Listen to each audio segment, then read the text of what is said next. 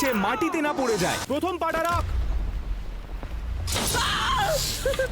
এটা একদমই সেফ লাগছে না। চলতে থাক শন। ঠিক আছে, এবার আমি এগোচ্ছি। আমি এটা করতে চাই না। এই রাইডটা এতটাই ভয়ানক যে আমরা এটাকে 3 নম্বর বার কমপ্লিট করার চেষ্টা করছি। এই না না, আমি করতে পারবো না। দাঁড়া শন, আমি বলতে ভুলে গেছি, সেফটি হার্নেসটা কিন্তু মাঝে মাঝে আপনি আপ খুলে যায়, যেই কারণে এই রাইডটার রেটিং হলো 1 স্টার। তাহলে পড়ে গেলে আমাকে কেউ বাঁচাতে পারবে না। হ্যাঁ। আরে বাবা রে না। এটা তো সবে শুরু হলো, এরপরে আরো অনেক ডেঞ্জারাস আর ভয়াবহ থিম পার্ক রাইডে যাব আমরা এই ভিডিওতে। শহন এখনো জানে না, ওকে এখনো পুরোটা ফেরত যেতে হবে। আমি অপেক্ষা করছি সেই মুহূর্তের জন্য যখন ও এটা বুঝতে পারবে। আমি পৌঁছে গেছি। শন, তোকে এখনো পুরোটা ফেরত যেতে হবে ওইদিকে। হ্যাঁ, না, ওখানে গেলে রাইডটা শেষ হবে আর কি। আমার মনে হচ্ছে না যে করতে পারবো। তুই পারবি শন, গো গো, কাম অন, তুই পারবি।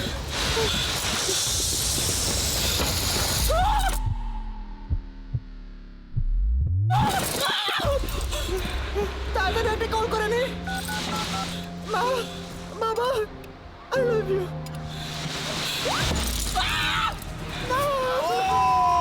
আমার সঙ্গে হয়ে যেত। আরেকটা স্টেপ শন। আমি পৌঁছে গেছি, আমি পৌঁছে গেছি। এর থেকে ভয়ঙ্কর রাইড আর হতে পারে না। অ্যাকচুয়ালি আরো অনেক আছে। এটা তো কিছু নয়, আরো রাইডস এমন আছে এই 1 স্টার থিম পার্কে যেখানে আমরা এসেছি। আর প্রত্যেকটা থিম পার্ক আরো বেশি ডেঞ্জারাস হবে। তাহলে আমরা সবচেয়ে বেশি ডেঞ্জারাস থিম পার্কে যাওয়ার আগে আমরা শুরু করছি একটা ভালো থিম পার্ক থেকে, যেখানে একটু কম ভয় লাগে। আমরা ডিজনিল্যান্ডে চলে এসেছি। এটা কি করছে? আমি জানি এই জায়গাটাকে হয়তো স্বপ্নের দেশের মতো দেখতে, কিন্তু এই জায়গাটাও বেশ ভয়ানক হতে পারে। প্রথম রাইড হলো দ্য ট্রন। এটা একটা 1 স্টার রিভিউ পেয়েছে, যেটা হলো এই রাইডটাতে আমার শরীর খারাপ হয়ে গেছিল। এটার বেগটা প্রচন্ড বেশি আর এটার জন্য আমি বমি করেছিলাম। আশা করছি এই রাইডটার বেগ এতটাও না হয় যে আমরাও বমি করে ফেলি। এই জায়গাটা স্পেসশিপের মতো দেখতে লাগছে। টেক অফের জন্য তৈরি হন। 3, 2, 1।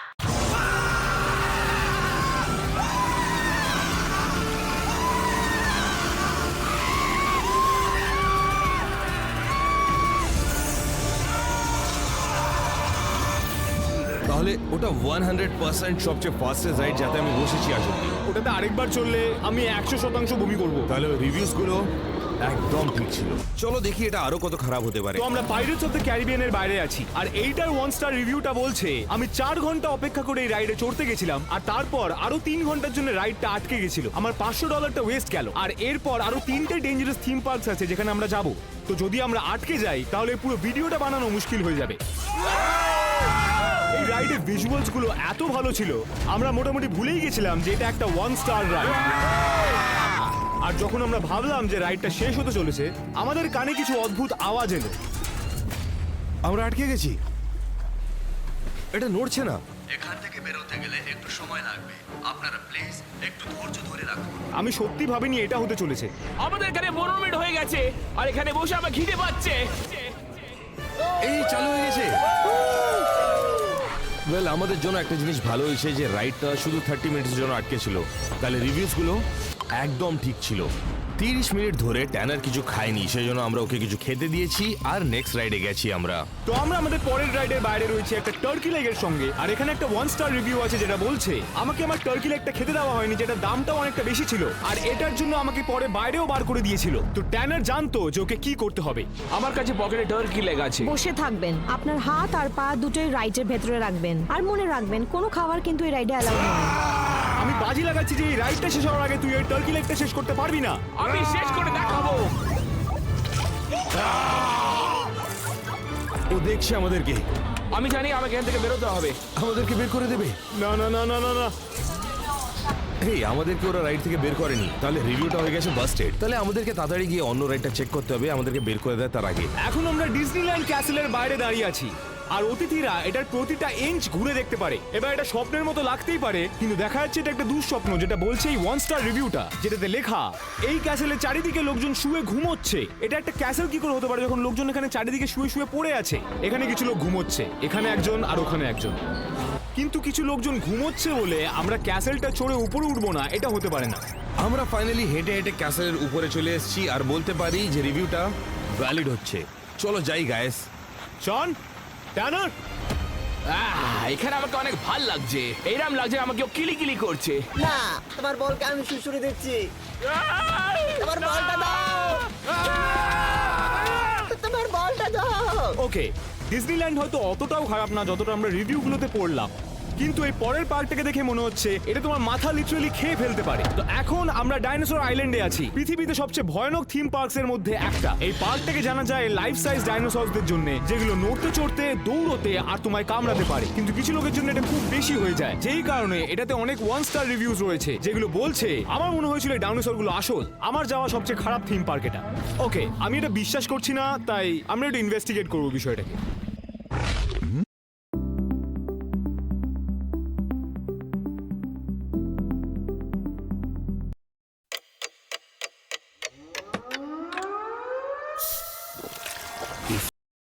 আর রিভিউগুলোতে কেউ ইয়ার্কি মারছিল না। আমরা অবাক হয়ে গেছিলাম এটা দেখে যে সবকিছু কত আসল মনে হচ্ছে। আমার মনে হচ্ছে আমি জুরাসিক পার্কে আছি। ডাইনোসরগুলো এমন ভাবে নড়ছিল যেন ওরা জ্যান্ত, যাতে এই পুরো অভিজ্ঞতাটা খুব ইমার্সিভ হয়ে উঠলো। গাইস, আমরা ফাইনালি রাইডটাকে খুঁজে পেয়েছি। আর দেখো এই ডাইনোসরটা কত রিয়েলিস্টিক লাগছে। তাহলে আমরা জানি দুটোর মধ্যে যে কোনো একটা জিনিস হতে পারে। আমরা হয়তো বেঁচে বেরোবো বা এ আমাদের খেয়ে নেবে। হে প্রভু! আর এই রাইডটাকে এনজয় করানোর জন্য এদের কাছে একটা সাফারি কার আছে, যাতে বসে তোমরা যেতে পারো, যাতে তোমরা ছুটে পালিয়ে না যেতে পারো এখান থেকে, এই আইল্যান্ড থেকে। আমার মনে হচ্ছে অ্যাকচুয়ালি জুরাসিক পার্কে আছি আমরা। ও মাই গড, দেখো গরিলা।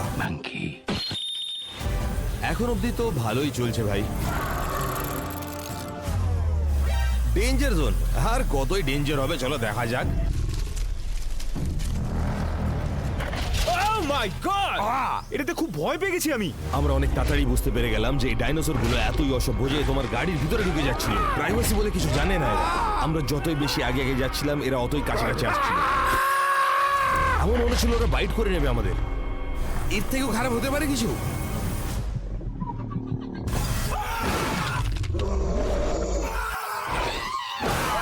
আমাকে কে নিল? আর আমরা যখনই ভাবলাম এর থেকে খারাপ হতে পারবে না, তখন ওকে, আমার মনে হচ্ছে ক্লিয়ার আছে।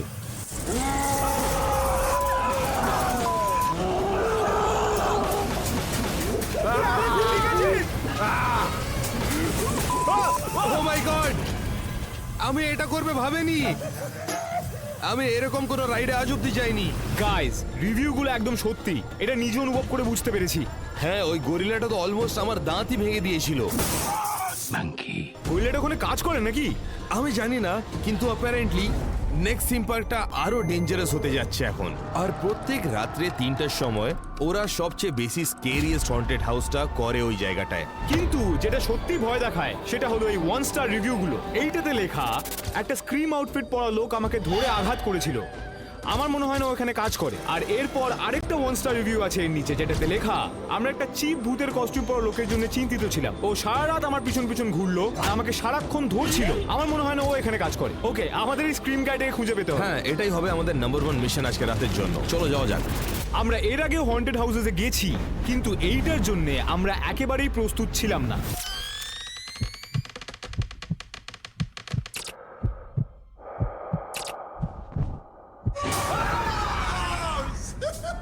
এই হন্টেড হাউসের জাম্প স্কেয়ারস গুলো অনেক ভালো করে ডিজাইন করা ছিল।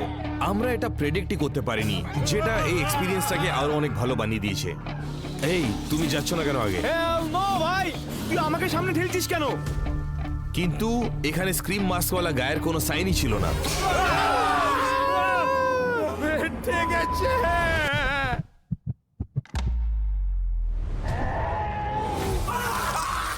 চল এখান থেকে। ওরে বাপ, কে ছিল এটা? হ্যাঁ, আমার মনে হয় এই রিভিউজ গুলো ভুল ছিল না। এখানে একটা ক্রিপি গাই আছে